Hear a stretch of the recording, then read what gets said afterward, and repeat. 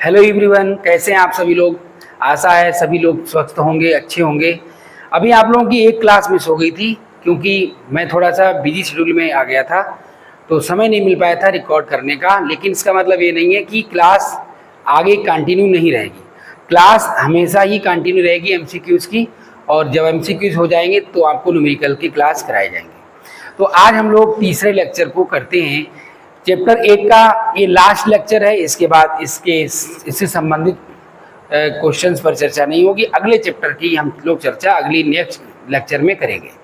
तो चलिए देखते हैं आज की क्लास में जो पहला क्वेश्चन हमारे सामने लिखा हुआ है। बहुत ही इंपॉर्टेंट इस तरह के क्वेश्चन होते हैं, खूब एग्जाम में पूछे जाते हैं, तो ध्यान देंगे। BaCl2 NaCl व ग्लूकोज BaCl2 NaCl व ग्लूकोज के सम मोलर विलयन के परासरण दाब इस क्रम में होंगे। सम मोलर विलयन के परासरण दाब इस क्रम में होंगे। तो मैंने आपको क्या बताया था, परासरण दाब क्या है? परासरण दाब एक अनुसंख्यक गुण है। परासरण दाब कौन है? एक अनुसंख्यक गुण है। कैसा गुण है? अनुसंख्यक गुण है। परासरण दाब एक अनुसंख्यक गुण है, अर्थात अणुओं की संख्या पर निर्भर करता है। तो जिसमें कणों की संख्या अधिक होगी उसका परासरण दाब सबसे अधिक होगा। तो अगर हम बात करें ग्लूकोज तो एक ही कण देगा।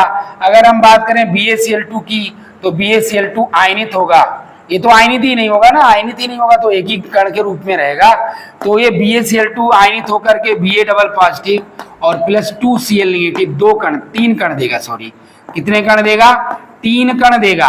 और जो NaCl है इसका जो है जब ये आयनित होगा तो ये क्या देगा? Na पॉजिटिव +Cl नेगेटिव, अर्थात कितने कण देगा? टोटल 2 कण देगा। एक सोडियम आयन और दूसरा क्लोराइड आयन। तो यहाँ पर 2 कण हमें ये प्राप्त होंगे, 3 कण हमें ये प्राप्त होंगे। तो सबसे ज्यादा कणों की संख्या किसमें होगी? इसमें होगी। इसीलिए BaCl2 का सबसे अधिक होगा। सबसे अधिक, उससे कम किसका होगा? उससे कम होगा NaCl का, और सबसे कम किसका होगा? ग्लूकोज का। तो BaCl2 का सबसे अधिक, NaCl का उससे कम और ग्लूकोज का सबसे कम। तो हमारा जो ऑप्शन ए है वो ऑप्शन ए एकदम करेक्ट है। ऐसे क्वेश्चन खूब एग्जाम में पूछे जाते हैं, इसलिए ऐसे क्वेश्चन को स्किप नहीं करना है। ऐसे क्वेश्चन पर बहुत ही ज्यादा ध्यान रखना है। ये क्वेश्चन खूब एग्जाम में पूछे जाते हैं। तो आपको ये वाला क्वेश्चन समझ में आ गया होगा। अगर कोई डाउट है तो आप जरूर कमेंट बॉक्स में बता दीजिएगा। अगली वीडियो में उस डाउट को क्लियर कर दिया जाएगा। तो चलिए बढ़ते हैं अपने अगले क्वेश्चन की ओर। अगला क्वेश्चन क्या कहता है, चलिए ध्यान दीजिए। अनंत तनुता पर जलीय Na2SO4 विलयन का बांठा गुणांक का मान होता है। तो बांठा गुणांक अगर अनंत तनुता है, ध्यान देंगे, बहुत इंपॉर्टेंट बात है ये।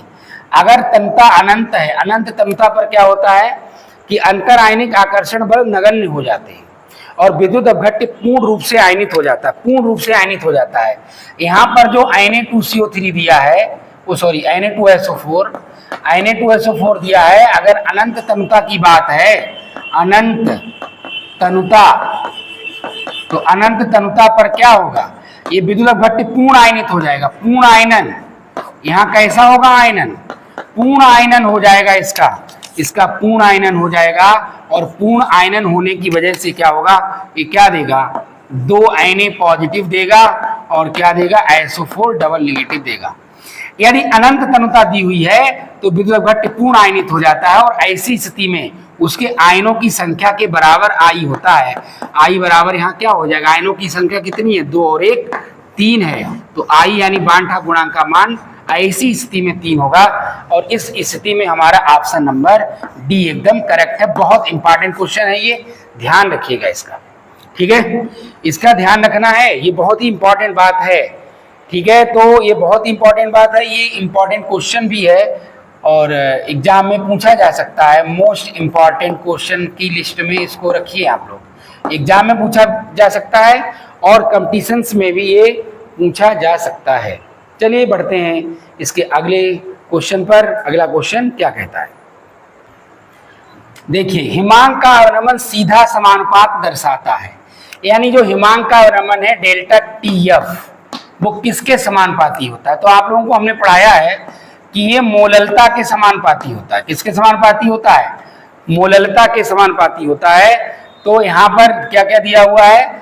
विलयन का मोल अंश, तो मोल अंश के समानुपाती नहीं होता है, मोलरता के समानुपाती नहीं होता है, मोललता के समानुपाती होता है। यही बिल्कुल करेक्ट आंसर है ऑप्शन नंबर सी। और ये बहुत इंपॉर्टेंट सवाल है, ये महा इंपॉर्टेंट है, ये महा इंपॉर्टेंट की लिस्ट में आता है ये सवाल। मोल विलायक की मोलरता से कोई मतलब ही नहीं, ठीक है। तो ये ऑप्शन एकदम करेक्ट आंसर है। तो विलयन की मोललता पर निर्भर करता है हिमांक का अवनमन, सीधा समानुपाती होता है विलयन की मोललता के। बहुत ही इंपॉर्टेंट क्वेश्चन है ये, इसको जरूर ध्यान रखिएगा, क्योंकि ये क्वेश्चन एग्जाम में पूछा भी गया है, एग्जाम में पूछा भी गया है। कब पूछा गया है मैं एक मिनट बताता हूँ आपके लिए।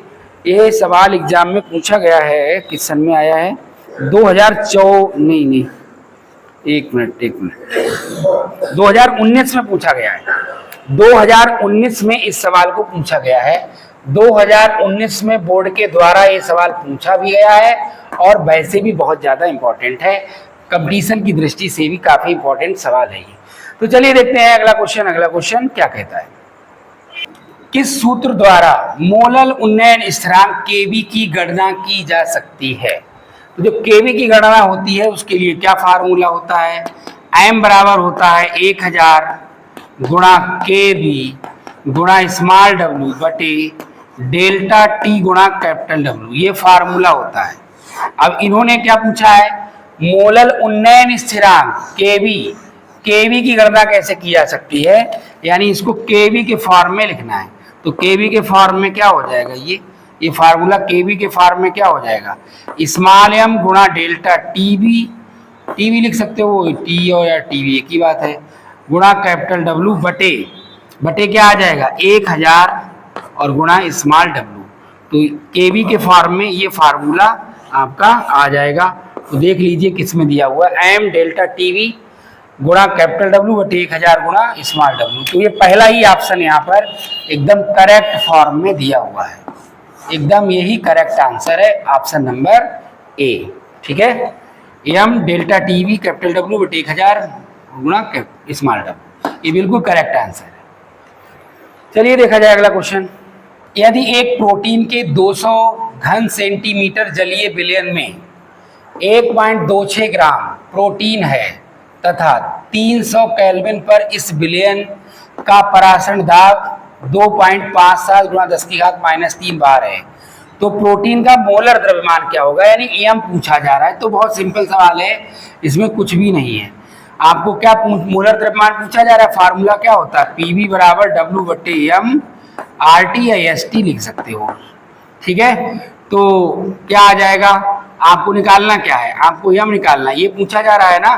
तो एम बराबर क्या हो जाएगा, एम बराबर हो जाएगा W S T upon P B.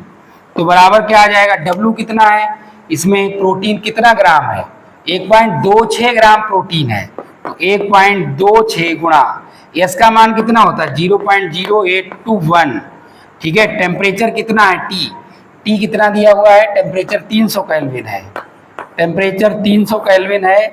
और बटे पी हमारा कितना है, पी जो है 2.57 गुणा 10⁻³ बार है। और गुणा आयतन कितना है, आयतन 200 घन सेंटीमीटर है, 200 घन सेंटीमीटर, यानी यहाँ पर समझ लीजिए आयतन बराबर 200 घन सेंटीमीटर का मतलब क्या हो गया, बराबर 0.2 लीटर, ठीक है ना, 0.2 लीटर। तो आयतन बराबर कितना 0.2 लीटर है, 0.2 लीटर। अब बस इसको कैलकुलेट करना रहेगा, आपका यम आपको मिल जाएगा। तो कैलकुलेट करने पर यहाँ से यहाँ ये हटा दीजिए और यहाँ पर 0 बढ़ा लीजिए, कितने 1 2 3 4 हो गया। तो ये पॉइंट से पॉइंट ये भी हट जाएगा और ये 10⁻³ से तीनों 0 कैंसिल आउट हो जाएंगे। अब आप आराम से इसको 2 एकम 2 2 15 30 यानी ये हो गया। तो इसको जब कुल मिलाकर के मिला जुला के आप लोग कैलकुलेट करेंगे तो आपको ये वाला आंसर मिल जाएगा। ये जो आंसर दिया हुआ है यानी 61,022 ग्राम पर मोल, ये वाला आंसर आप लोगों को मिल जाएगा जब आप इनको कैलकुलेट करेंगे। तो इस प्रकार से इस क्वेश्चन का जो आंसर है वो ये वाला आंसर एकदम करेक्ट आंसर है। क्लियर है? चलिए देखते हैं अगले क्वेश्चन को। दो द्रवों P एवं Q के बास दाब क्रमशः 80 मिलीमीटर व 60 मिलीमीटर है। P के 3 मोल Q के 2 मोल मिलाने से प्राप्त विलयन का कुल बास दाब कितना होगा? तो प्राप्त विलयन का कुल बास दाब कैसे निकलेगा? जब दोनों के बास दाबों को जोड़ दिया जाए, आंशिक दाबों को। जो दो द्रव हैं आपके पास, समझिए दो द्रव हैं, दोनों द्रवों को एक पात्र में बंद कर दिया गया है। पहले मान लीजिए अलग अलग थे, समझ लीजिए बात के लिए। एक इधर क्या है, P है द्रव, और इधर कौन है, Q द्रव है। इसके कितने मोल हैं? 3 मोल हैं P के, और Q के कितने हैं? 2 मोल हैं। समझिएगा ध्यान से। तो और इनके बास दाब भी दिए गए हैं, अलग अलग दिए गए हैं। इसका कितना है? इसका 80 है, 80 मिलीमीटर P का, और Q का कितना है? 60 मिलीमीटर है। तो फिर बाद में क्या किया गया, ये दीवार यहाँ से हटा दी गई, यानी दोनों को मिला दिया गया। तो प्राप्त मिश्रण का जो कुल दाब आएगा, वो कुल दाब जो मिश्रण का आएगा वो क्या होगा, वही इस सवाल में पूछा जा रहा है। पहले सवाल को समझिए। कई बार क्या होता है कि आप आंसर तो जान जाते हैं, लेकिन आप क्वेश्चन को नहीं समझते, इसीलिए आंसर आगे चल करके भूल जाते हैं या उसको कर नहीं पाते। कॉन्सेप्ट के साथ में जब न्यूमेरिकल करोगे तभी न्यूमेरिकल अच्छे से कर पाओगे। तो अब जरा ध्यान दीजिए, यहाँ पर आप इसका मतलब दोनों के आंशिक दाब, यानी जो विलयन के अंदर जो बास दाब उत्पन्न हो रहा है उसमें कुछ हिस्सा इसका भी है, कुछ अंश इसका भी है। तो दोनों के आंशिक दाब निकाल लीजिए। आंशिक दाब निकालना आप लोगों को आता ही होगा। क्या होता है तरीका?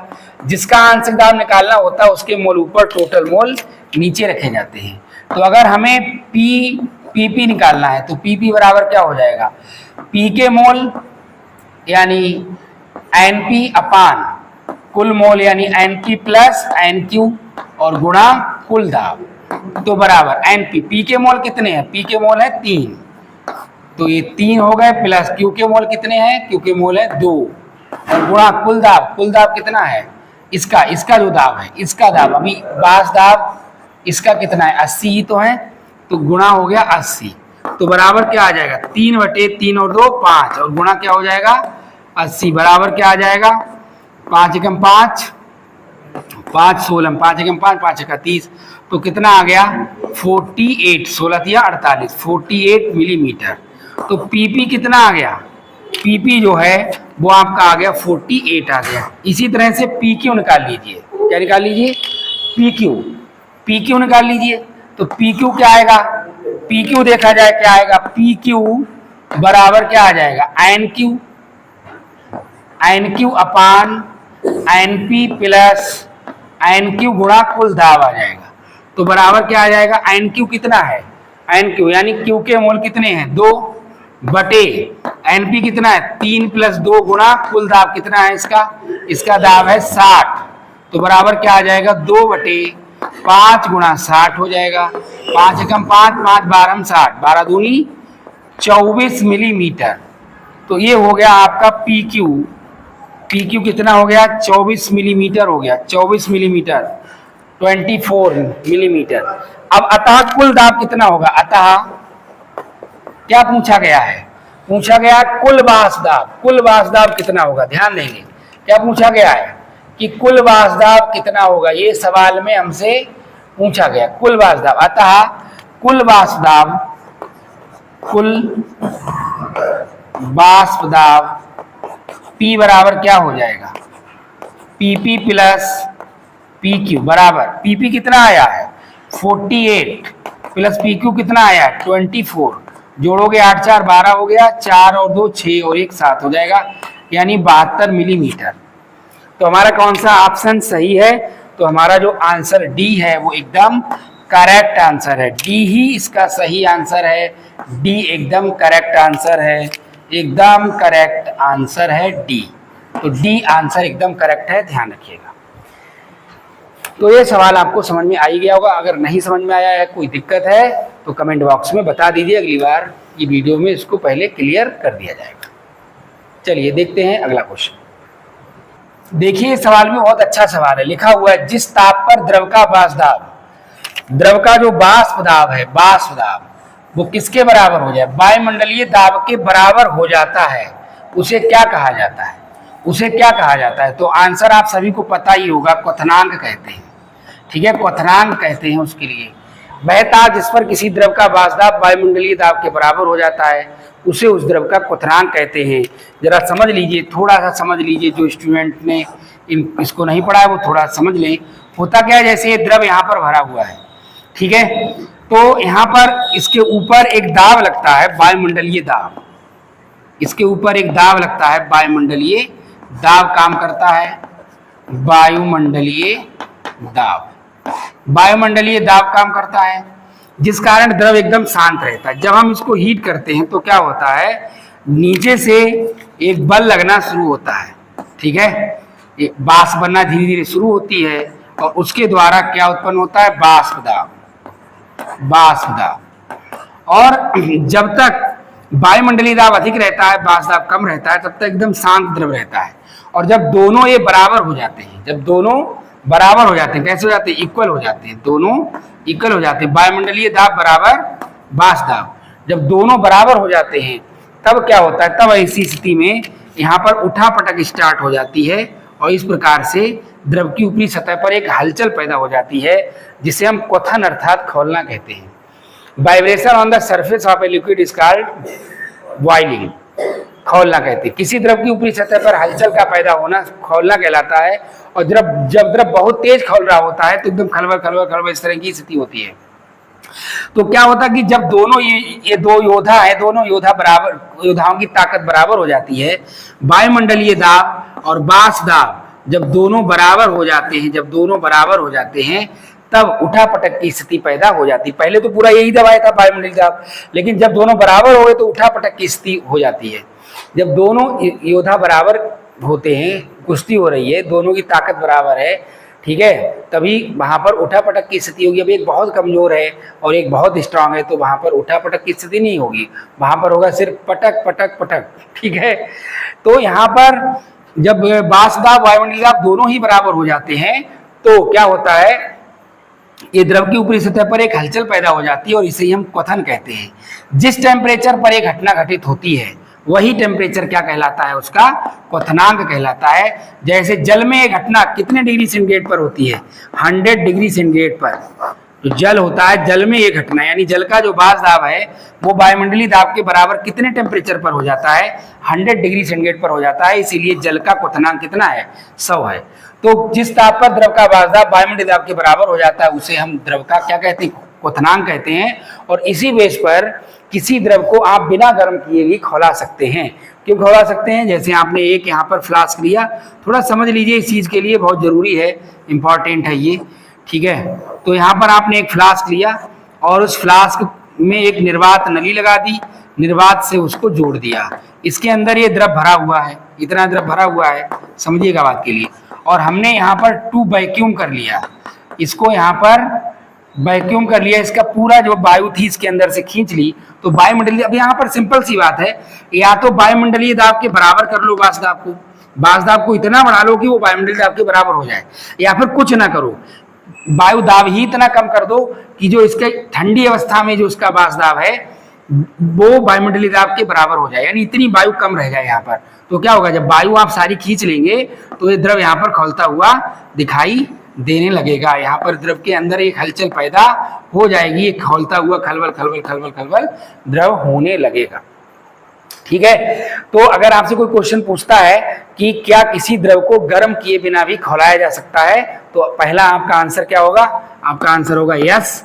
अब वो पूछेगा कैसे ऐसा कर सकते हो, तो वायुमंडलीय दाब को कम करके वायुमंडलीय दाब को कम कर दीजिए तो ऐसा पॉसिबल है, ठीक है। तो ये क्वेश्चन भी काफी अच्छा क्वेश्चन था, यहाँ से भी क्वेश्चन आपको एग्जाम में मिल सकता है, थ्योरेटिकल क्वेश्चंस भी पूछे जाते हैं विलियन चैप्टर से।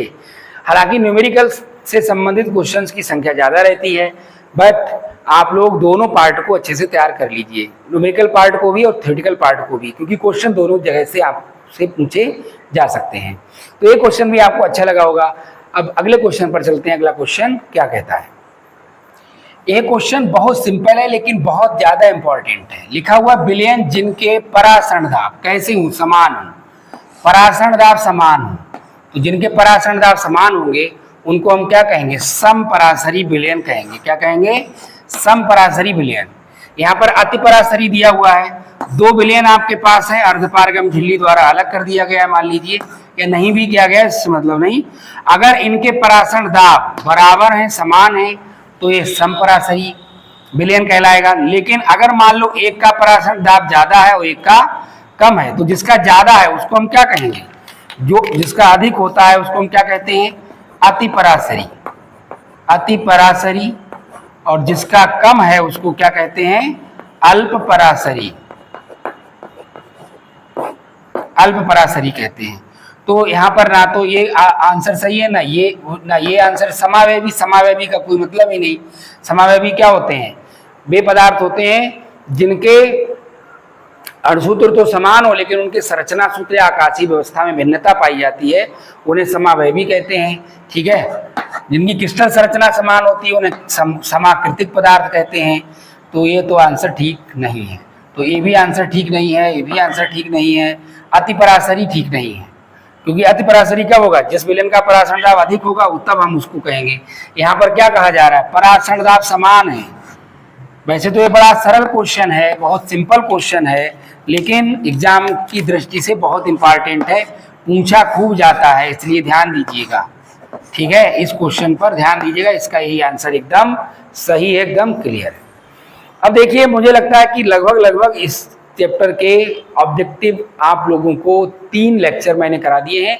इन 3 लेक्चर में लगभग सारे कॉन्सेप्ट कवर हो गए हैं। लेकिन फिर भी अगर आपको लगता है कि अभी कुछ और प्रैक्टिस करा दी जाए, कुछ और ऑब्जेक्टिव करा दिए जाएं, तब आप हमें कमेंट बॉक्स में बता दीजिएगा, तब अगला वीडियो हम इसी चैप्टर का बना देंगे। लेकिन अगर आपको लगता है कि ठीक है, अब सफिशिएंट है, सारे कॉन्सेप्ट आ गए घूम फिर करके इतने सारे ऑब्जेक्टिव्स में, तो फिर हम अगले चैप्टर यानी चैप्टर 2 जो कि विद्युत रसायन है, इलेक्ट्रोकेमिस्ट्री, उसको स्टार्ट करेंगे। तो सभी लोग वीडियो को लाइक कर दीजिएगा, शेयर कर दीजिएगा, कमेंट कर दीजिएगा। कमेंट में जरूर बताइएगा कि आपको ये लेक्चर, हमारा ये सेशन कैसा लगा। ठीक है, तो मिलते हैं अपने अगले क्लास में। आज के लिए इतना ही, दैट्स ऑल।